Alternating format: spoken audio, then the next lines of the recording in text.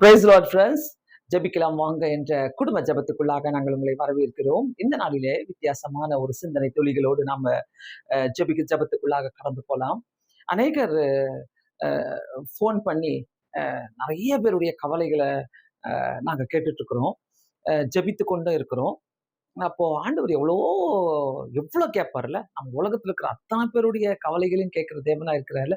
இந்த நாளில முக்கியமா பாத்தீங்கன்னாக்கா, ஒரிஸ், கவலை, இது எதனா ஒரு கவலை யாருக்குன்னா வந்துகிட்டே இருக்கும், இருந்துகிட்டே இருக்கும்.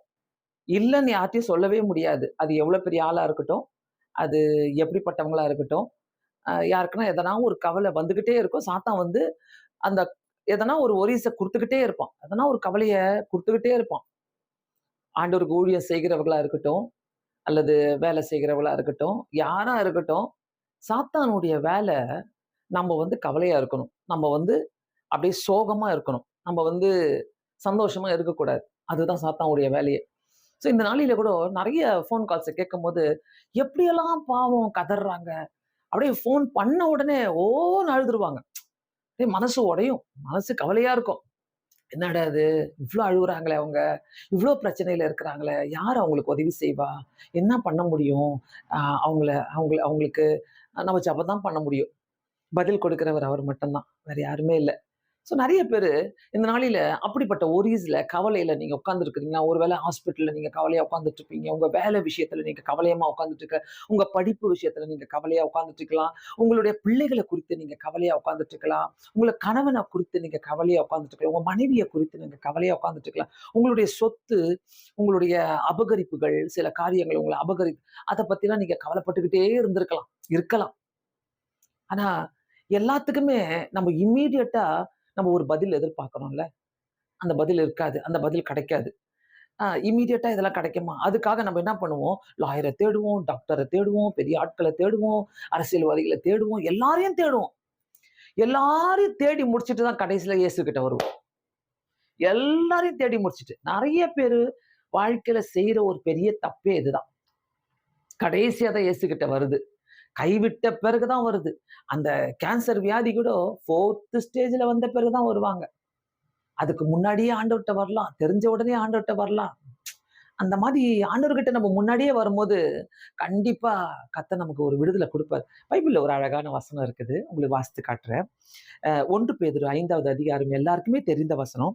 அ 7வது வசனம், 8வது வசனம். அவர் உங்களை விசாரிக்கிறவரானபடியால் உங்கள் கவலைகள் எல்லாம் அவர் மேல் வைத்து விடுங்கள். எவ்வளவு அழகா இருக்குது பாருங்களேன். உலகத்துல ஒருத்தர் மட்டும் தான் நம்மள விசாரிக்க முடியும். உங்களுக்குன்னு சொல்லி கர்த்தரு ஒரு தேவதூதரை வச்சிருப்பார். அந்த தேவதூதர்கள் மூலமாக எங்க இருந்தோ எப்படியோ யாரோ உங்க கூட நல்லா பேசுவதற்கு உதவி செய்வாங்க. இப்போ யூடியூப்ல இந்த மாதிரி வசனங்கள் நிறைய பேர் பேசிட்டு இருக்கிறாங்க. ஏது அப்படியே நம்ம சும்மா அப்படி யூடியூப் அப்படி தள்ளிக்கிட்டே இருப்போம்ல. ஆனா அந்த இடத்துல பாத்தீங்கன்னா ஏற்ற வார்த்தையை நமக்கு கொடுப்பாரு கர்த்தர். அந்த ஏற்ற வார்த்தைகளை கொடுத்த உடனே அது நமக்கு ரொம்ப சந்தோஷமா இருக்கும். அது மாதிரிலாம் ஆண்டவர் வித்தியாசமான முறையிலலாம் ஆண்டவர் நம்மோடு கூட பேசுவார். நம்மோடு கூட இடைப்படுவாரு. ஸோ அவர் உங்களை விசாரிக்கிறவரா, அவர் விசாரிக்கிறதுனால தான் நமக்கு இப்படிப்பட்ட ஆப்பர்ச்சுனிட்டி, இப்படிப்பட்ட தருணங்கள் எல்லாம் நமக்கு தரார். அவர் விசாரிக்கிறவனான படியினால் நம்ம என்ன பண்ணணும்? நம்முடைய கவலைகளையும், நம்மளுடைய கஷ்டங்களையும் போய் புலம்பாதீங்க யார்ட்டயும். அவர்கிட்ட சொல்லுங்க. பெஸ்ட் அவர்கிட்ட சொல்லுங்க. எவ்வளோ நாள் வேணாலும் எடுத்துக்கட்டும். எப்படி வேணாகட்டும். ஒண்ணே ஒண்ணு தெரிஞ்சுக்கங்க. யாராலயும் ஒண்ணும் செய்யவே முடியாது. நம்ம பிரச்சனைக்கு ஒரு தீர்வு வேணும்னாக்கா, யாராலயும் ஒண்ணும் சேரவே முடியாது. அவர் நெனச்சா தான் செய்ய முடியும். யாராலயும் ஒண்ணும் செய்ய முடியாது. உங்க பணத்தால கூட ஒண்ணும் செய்ய முடியாது. உங்க ஞானத்தால கூட எதுவும் செய்ய முடியாது. யாராலயும் ஒண்ணும் பண்ண முடியாது. ஆனா, இயேசுவால முடியும். ஒரு நிமிஷத்துல. தேவனால் கூடாத காரியம் ஒன்றுமே கிடையாது. ஒரு நிமிஷத்துல அவர் எல்லாத்தையும் மாத்தி போட வல்லவரா இருக்கிறார். சோ, நம்போ கவலையில உட்கார்ந்துட்டு இருக்காதீங்க. இது ஏன் எனக்கு வந்ததுன்னு கேள்வி கேட்க முடியாது. நான் ஏன் இத சிந்திக்கிறேன்? கேள்வி கேட்க முடியாது. என் வாழ்க்கையில ஏன் ஆண்டவரே இத குடுத்தீங்க? கேள்வி கேட்க முடியாது. ஆண்டவர்ட்ட தயவு செய்து ஆண்டவர்ட்ட சொல்லுங்க. டெய்லி சொல்லுங்க. டெய்லி சொல்லிக்கிட்டே இருங்க. அவருக்கு தெரியும். அவர் உங்கள விசாரிக்கிறவர். அவர் உங்களை விசாரிக்கிறவரானபடியால் உங்கள் கவலைகள் எல்லாம் அவர் மேல் வைத்து அடுத்தது பாருங்க ரொம்ப அழகா இருக்குது. நம்ம அவர்கிட்ட சொல்லிட்டா நம்ம நிம்மதியா இருப்போம். 8வது வசனம். தெளிந்த புத்தி உள்ளவர்களாய் இருங்கள். விழித்திருங்கள். ஏனெனில் உங்கள் எதிராளி ஆகிய பிசாசானவன் கெர்ச்சிக்கிற சிங்கம் போல எவனை விழுங்கலாமோ என்று வகை தேடிக் கொண்டிருக்கிறான். இதுதான். எவனை விழுங்கலாமோ என்று வகை தேடிட்டே இருக்கிறான். உலகத்துல அவனுக்கு நிம்மதியே கிடையாது அவனுக்கு. அதனால மற்றவங்களையும் நிம்மதியா விடவே மாட்டான். யார யார சோர்வுல போடலாம், யார சாவடிக்கலாம், யார இன்னைக்கு நிம்மதி இல்லாம பண்ணலாம், யார இன்னைக்கு சமாதானம் இல்லாம பண்ணலாம். அப்படி நீங்க ஒருவேளை அப்படி மாட்டிக்கிட்டு இருக்கிறீங்கன்னாக்கா, வெளிய வாங்க.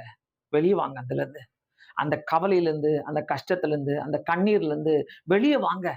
எப்படி வெளியில வருதுன்னு கேட்கிறீங்களா? கொஞ்சம் நேரம் போய் இந்த வேதத்த எடுத்து வாசிங்க. இதுல தான் மருந்தே இருக்குது. இதுல தான் எல்லா டேப்லெட்டும் இருக்குது. இதுல அத்தன டேப்லெட்டும் இருக்குது.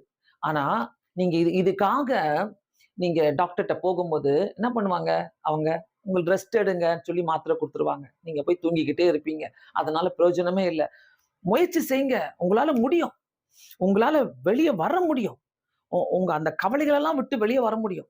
முக்கியமா பெண் பிள்ளைகள வைத்திருக்கிறவங்க, பொம்பள பிள்ளைங்கள வைத்திருக்கிறவங்க, பொம்பள பிள்ளைகளுக்காக நான் பேசுறேன் நான் இந்த நேரத்துல. தயவு செய்து பெரிய பெரிய பாறாங்கல்ல தல மேல வச்சுட்டு இருக்கிற மாரி யோசிக்காதீங்க.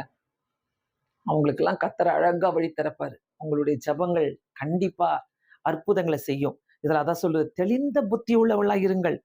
விழித்திருங்கள். சாத்தான் யார் மூலமா வருகிறான், எந்த விதத்துல வருகிறான், எப்படி வரான்றத நம்ம தெரிஞ்சுக்கணும்.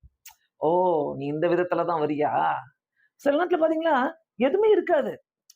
எல்லாம் நமக்கு முன்னாடி இருக்கிற மாரி இருக்கும். ஆனா ரொம்ப அப்படியே கவலையில இருப்போம். எதுக்கு அதனால? அதனால என்ன பிரயோஜனம் நமக்கு?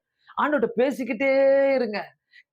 கவலையே உங்களுக்கு சாத்தான் உங்க உள்ள குடுக்குறானாக்கா, நீங்க வெளியில ஆண்டவர்கிட்ட பேசிக்கிட்டே இருங்க.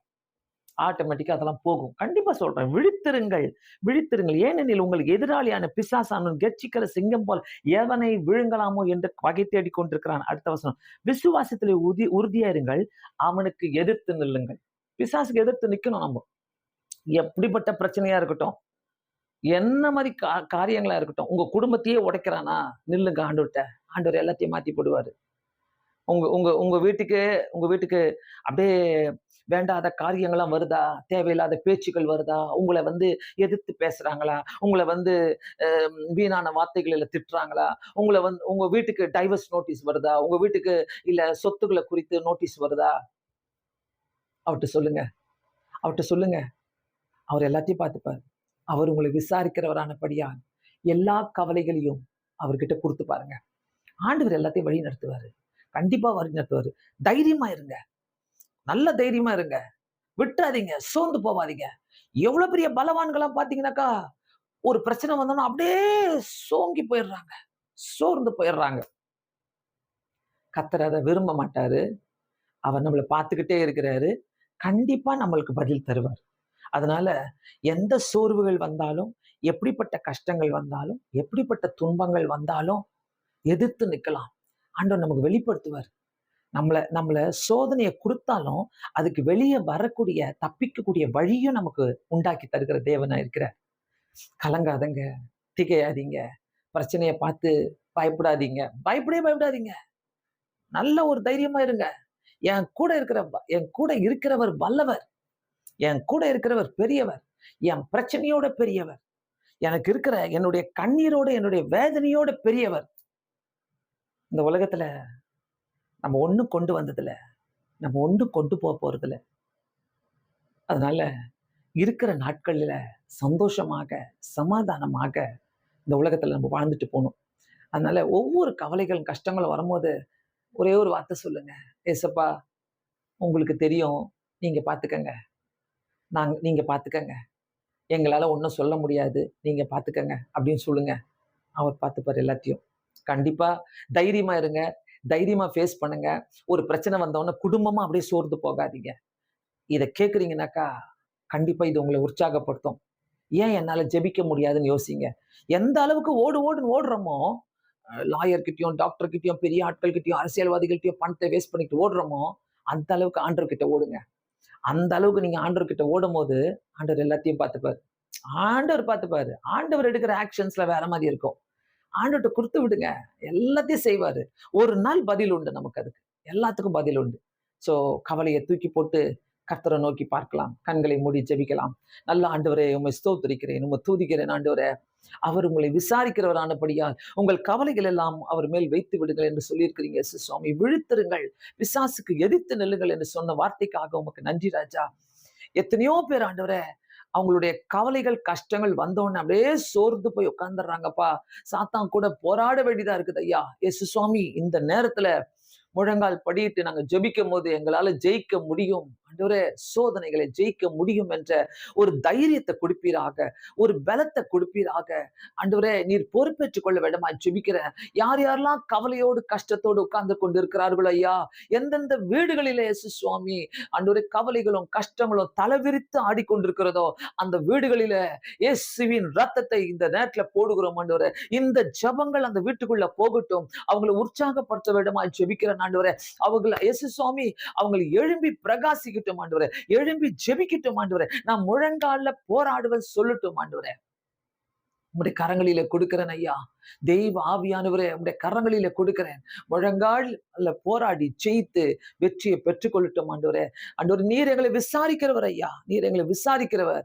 இந்த பிசாசுக்கு நாங்கள் எதிர்த்து நிற்க உதவி செய்யுங்க ஆண்டவரே. எல்லாரையும் உற்சாகப்படுத்துங்க ஏசப்பா. ஒவ்வொரு வீடுகளில வியாதியா இருக்கிறவங்க மத்தியில, பணத்தை இழந்துட்டு இருக்கிறவங்க மத்தியில, குடும்பத்தை இழந்துட்டு இருக்கிறவங்க மத்தியில கர்த்தர் கிரியை செய்ய வேண்டுமா ஜெபிக்கிறேன் ஆண்டவரே. ஜெப ஆவியை ஒருத்தருக்கும் தருவீராக. பொறுப்பேற்றுக் கொள்ளுங்க. உடைய கரங்களிலே கொடுக்கிறோம். இயேசு கிறிஸ்துவின் நாமத்தினாலே வேண்டிக் கொள்கிறேன் பிதாவே, ஆமென். கண்டிப்பா கர்த்தர் நமக்கு உதவி செய்வார் என்பதை நான் விசுவாசிக்கிறேன். நீங்க முழங்கால்ல போராடுங்க. முழங்கால் போட்டு போராடும் போது தெய்வ ஆவியானவர் நமக்கு உதவி செய்கிற தேவனா இருக்கிறார். கண்டிப்பா இந்த செய்தி உங்களுக்கு ஆசீர்வாதமாக இருக்கும் என்று நான் விசுவாசிக்கிறேன். மற்றவர்களோடு ஷேர் பண்ணுங்க. அது இல்லாம ஜெபிக்கலாம் வாங்க என்ற சேனலை நீங்க சப்ஸ்கிரைப் பண்ணுமாறு நான் கேட்டுக்கொள்கிறேன். Thank you so much. God bless you.